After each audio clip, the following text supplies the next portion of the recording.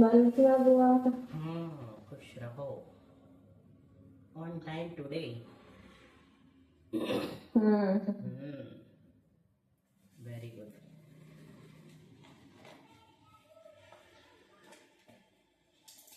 वासु आ गया? हाँ वो भी आ जाएगा, उसको बोल दी थी तो आ ही जाओगा। ठीक है, चलो मंगलाचरण का।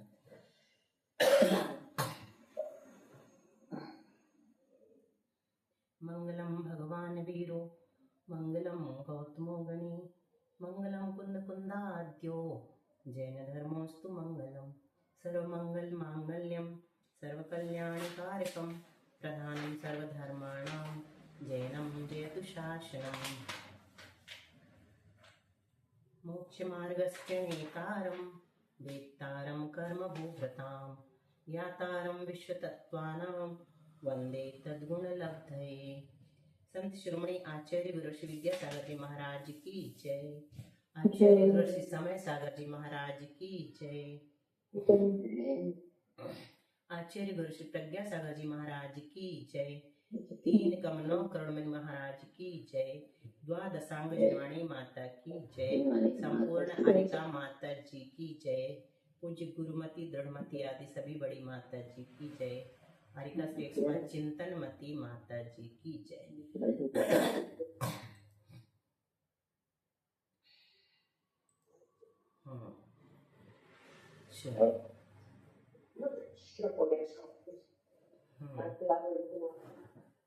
शुभी तुम भी दिखो।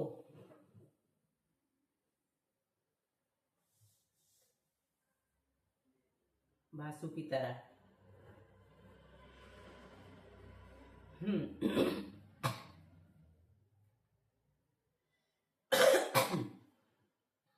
अब ठीक है। चलो, तो हम लोग पढ़ रहे हैं सर्वार्थ सिद्धि, विशेष रूप से महान ग्रंथ। इसके कर्ता कौन है? ओपन कर लो, म्यूट कर, अनम्यूट कर लो, फटाफट बताना है, फिर आगे चलते हैं। सर्वार्थ सिद्धि के कर्ता कौन है? आचार्य पूज्यपाद स्वामी। आचार्य पूज्यपाद स्वामी। सर्वार्थ सिद्धि की पहली टीका का नाम क्या है? मतलब सर्वार्थ सिद्धि के ऊपर लिखी गई पहली टीका वार्तिक के रूप में। राजवार्तिक। राजवार्तिक। राजवार्तिक के ऊपर लिखी गई टीका श्लोकवार्तिक। श्लोकवार्तिक। और तत्वार्थ सूत्र का दूसरा नाम क्या बताया था? मोक्ष शास्त्र। वासु एक और नाम बताओ। महाशास्त्र। और इसको आद्य सूत्र ग्रंथ भी कहते हैं। ये कब लिखा गया? कब लिखा गया? ईसा की पहली सदी में, पहली दूसरी सदी के माने जाते हैं आचार्य पूज्यपाद देव। और ये इतना महान ग्रंथ है कि इसके ऊपर एक सबसे बड़ी टीका लिखी गई। उसका नाम क्या है? गंधहस्ती महाभाष्य। गंधहस्ती महाभाष्य। और गंधहस्ती महाभाष्य के रचयिता कौन है वासु? आचार्य नहीं, शुभ। आचार्य समंतभद्र। समंतभद्र, समंत्र नहीं, समंतभद्र। समंत यानी चारों ओर से, जो भद्र यानी कल्याणकारी है। असमंतात ऐसा संस्कृत में आता है। तो आचार्य समंतभद्र उसके रचयिता है। वो 84,000 श्लोक प्रमाण है, लेकिन हमारे यहाँ उपलब्ध नहीं है, कहीं भी उपलब्ध नहीं है। अंतिम बार वो कहाँ देखी गई थी? जर्मनी। हाँ, जर्मनी की लाइब्रेरी में देखी गई थी, लेकिन फिर उसको हिडन में डाल दिया। या फिर जो भी हुआ हो अपन नहीं जानते, लेकिन नहीं है वो। हम लोगों के दुर्भाग्य से हमारे पास नहीं। अब इसका मंगलाचरण पढ़ो शुभी। मोक्ष मार्गस्य नेतारं, वेत्तारं कर्मभूभृतां, ज्ञातारं विश्वतत्त्वानां, वन्दे तद्गुणलब्धये। वासु रिपीट करो। मोक्षमार्गस्य नेतारं, वेत्तारं कर्मभूभृतां, ज्ञातारं विश्वतत्त्वानां, वन्दे तद्गुणलब्धये। इसका अर्थ कौन बताएगा? वासु बताएगा। अभी दोनों से अर्थ क्वेश्चन अर्थ बताओ मंगलाचरण का। जो मोक्ष मार्ग से नेता है, जो मोक्ष मार्ग के नेता है, बेतारम कर्म भूभृताम, जो कर्मों को भेदने वाले हैं, ज्ञातारम विश्व तत्वानाम, जो विश्व के समस्त, जो केवल ज्ञान तत्वों का ज्ञान है, जिनको सारे तत्वों का ज्ञान है, ऐसे उन प्रभु को हम नमस्कार, उनके उन गुणों की प्राप्ति के लिए हम उनको नमस्कार करते हैं। शुभी तुम बताओ, इसमें कुछ कमी लगी क्या तुमको नीचे वाली लाइन में?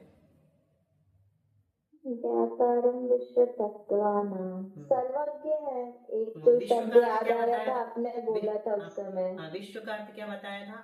अभी शब्द सही बताया वासु ने। विश्व का अर्थ होता है संपूर्ण। यहाँ पर संपूर्ण तत्वों के जो ज्ञाता, यहाँ पर विश्व से अपना वो ये वाला विश्व नहीं लेना है वासु, है ना। संपूर्ण तत्वों के जो ज्ञाता है, ऐसे जिनेंद्र देव को तद्गुण लब्धि यानी उनके जैसे गुणों की प्राप्ति के लिए नमस्कार करता हूँ, करती हूँ।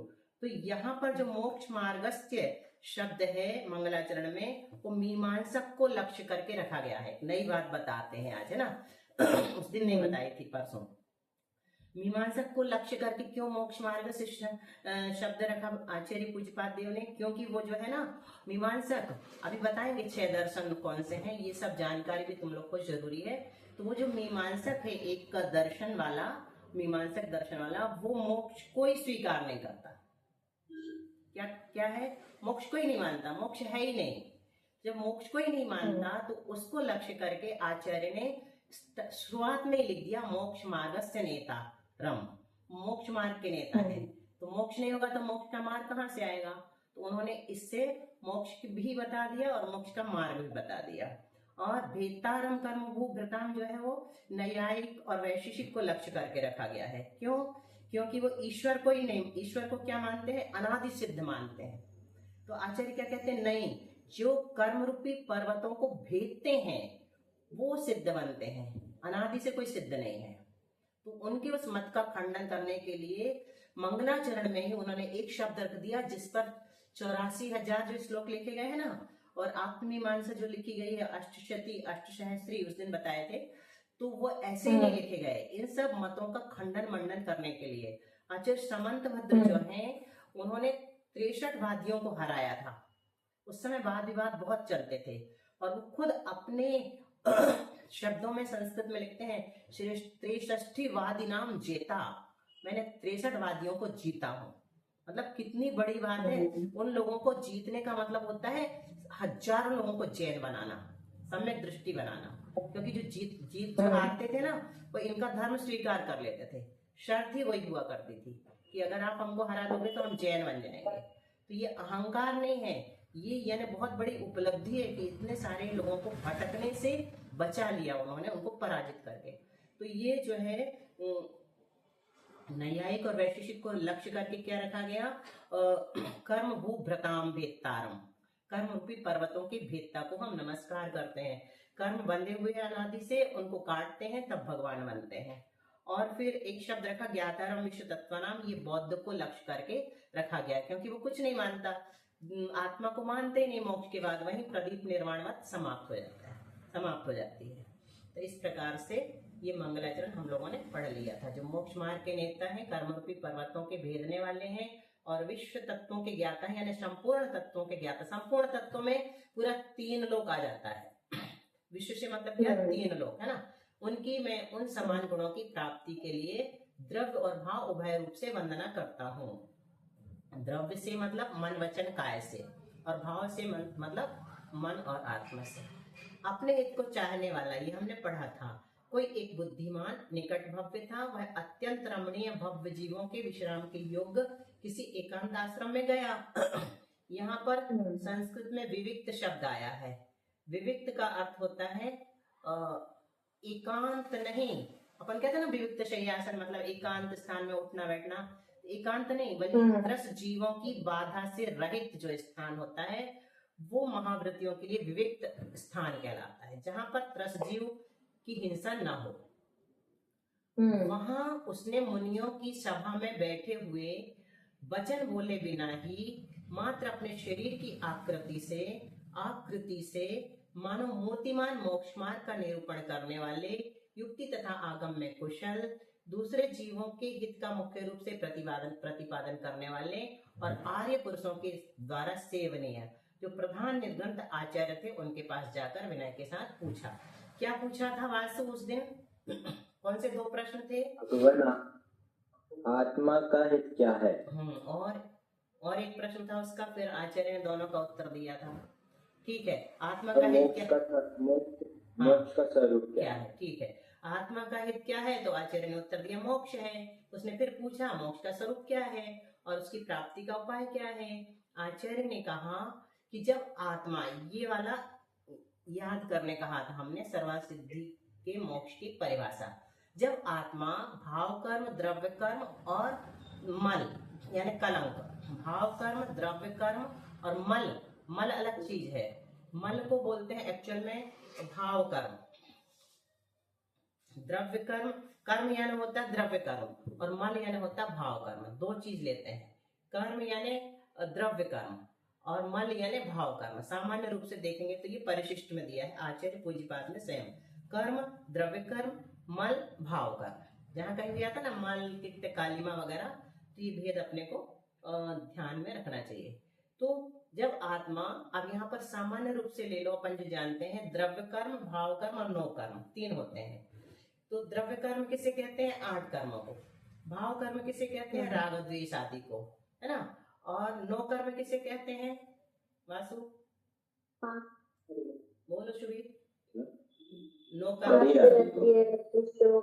नहीं, वो नहीं, नो कर्म यहाँ पर शरीर है, वो कर्म में आ गई। यहाँ पर अपने को नो कर्म से शरीर लेना, हाँ शरीर लेना, ठीक है।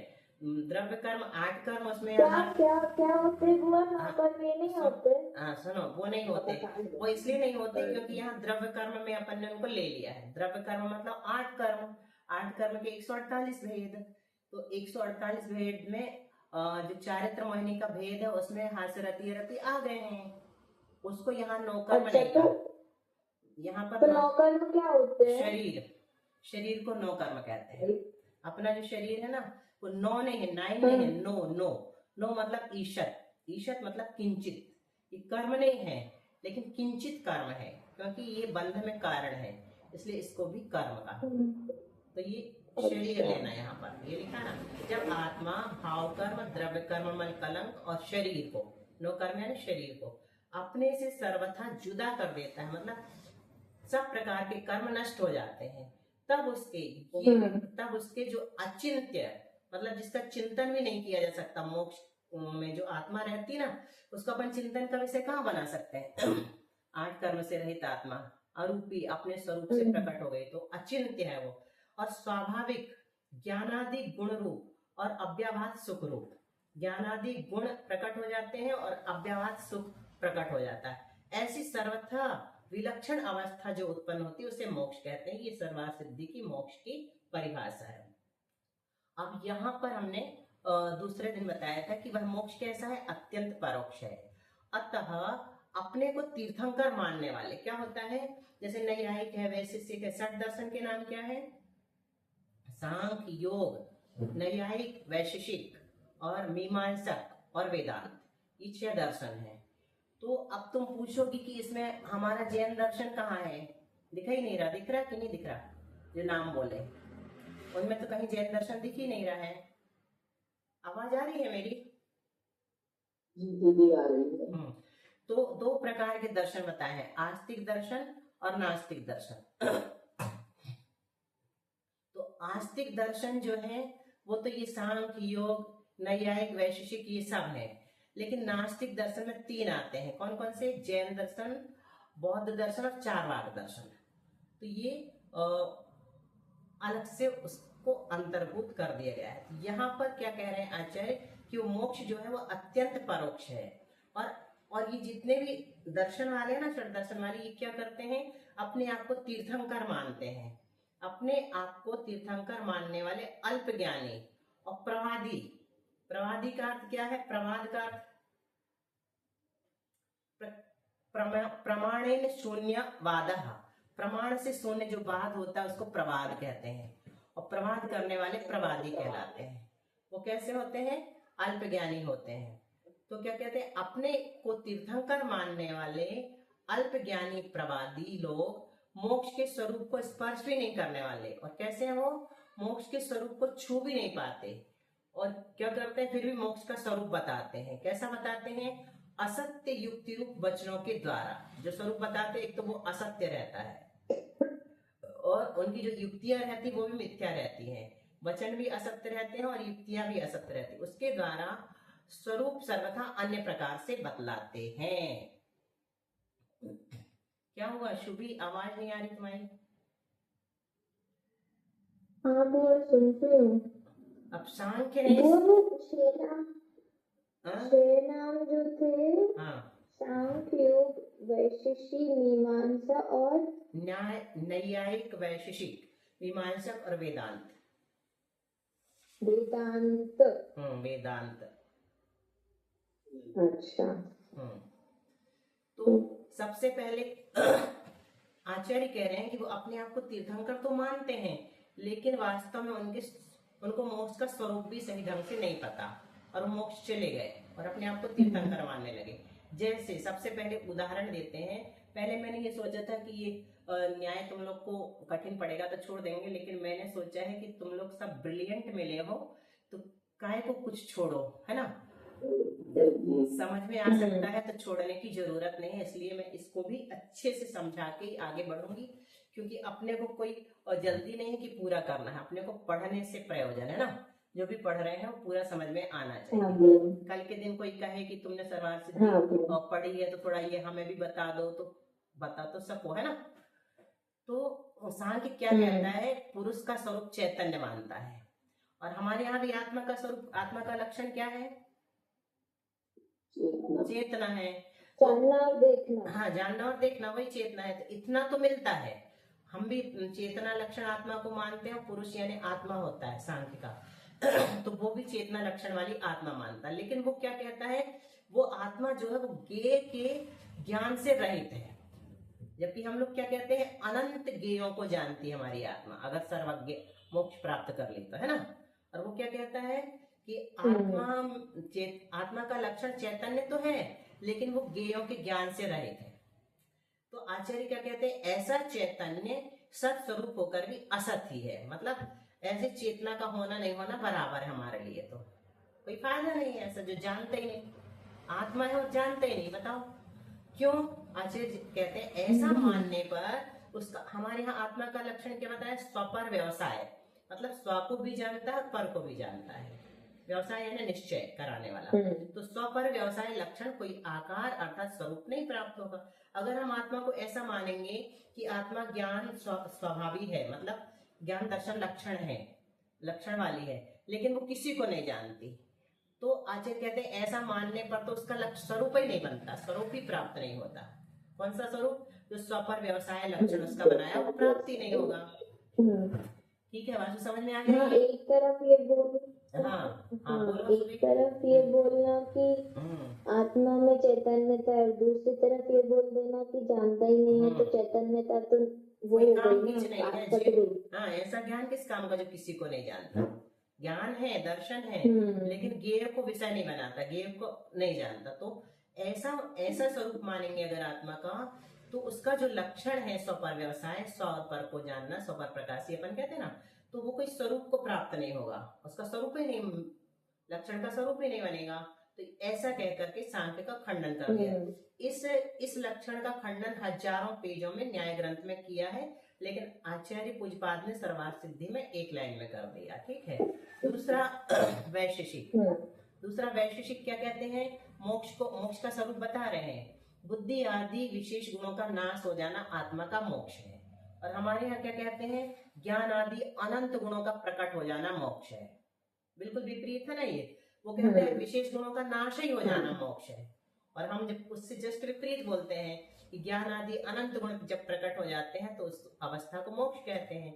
तो आचार्य कहते हैं जो आपने ये कहा बुद्धि आदि नवानाम गुणानाम उच्छेदा मोक्षा, ये कल्पना भी असमीचीन है, मतलब सही नहीं है।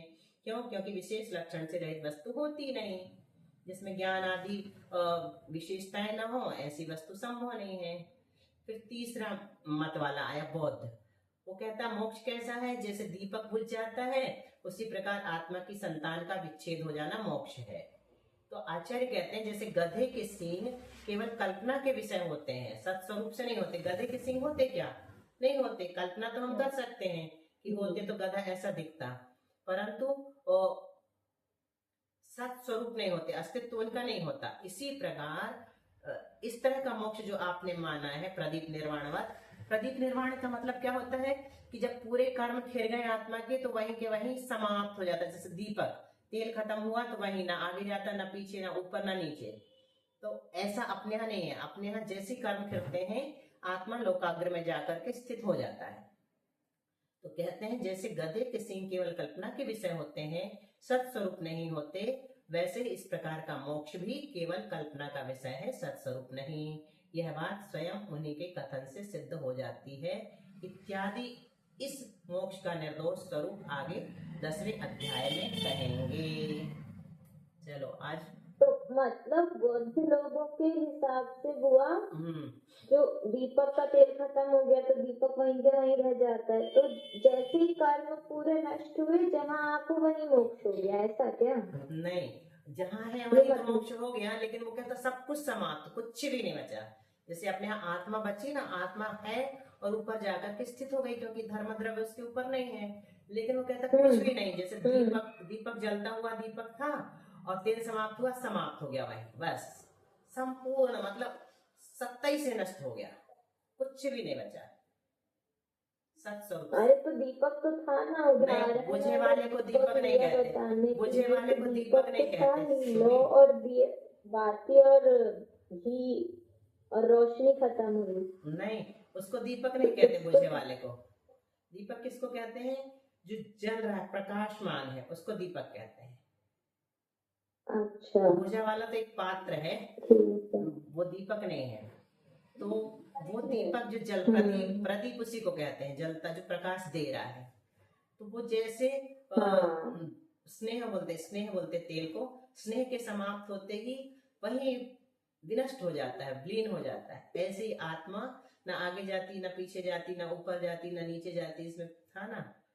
तो वैसा इसने बौद्ध ने स्वरूप माना है। तो वो भी हमारे यहाँ नहीं है, क्योंकि लोकाग्र में जाकर के रुक जाती है। आगे समझ में अच्छे से समझ में आ गया। शुभी, बासु और कौन कौन है? कोई नए हैं? दिव्या, मिनी भी है। चलो, तुम लोग के निमित्त से कई लोग का कल्याण हो सकता है। इतना ही रखते हैं आपके निमित्त से। नहीं, मैं तो चाहती हूँ कि सब लोग खूब, जिनके पास बुद्धि प्रखर है तुम लोगों जैसे, तो वो खूब ज्ञानी बन जाए। क्योंकि बहुत सारे ज्ञानी है ना, उन लोग को देख के हमें तुम लोगों की याद आती है कि काश तुम लोग तुम लोग से मतलब तुम और वासु खास। अब तो अभी 2 ही हो यहाँ पर, तो तुम लोग चलो ठीक है ना, इतने ही रखते हैं। जहाँ वाणी के ज्ञान से सूझे लोकालो, सो वाणी मस्तक धरो सदा देत हूँ तो। आगे का वासु बोलता है, बोल वासु।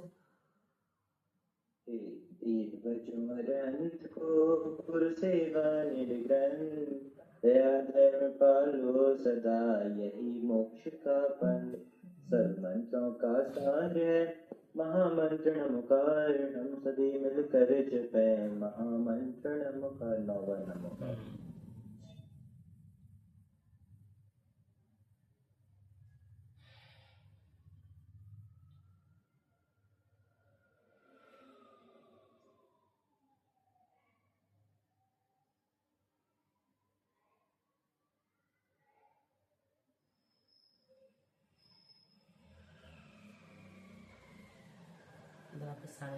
माता की जय। चलो, कुछ प्रश्न बाकी हैं, वो याद करके आना कि अष्टशती अष्टसहस्री टीकाएं कैसे लिखी गई इस पर, मंगलाचरण के ऊपर, है ना। वो भी बताया था।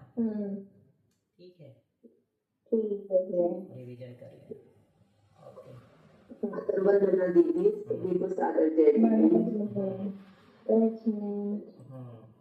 जय जिनेंद्र। सभी को सादर जय सादर वंदना दीदी। आप लोगों को तो बहुत अच्छे से समझ में आ रहा होगा रिवीजन में, जी पुराने लोगों को।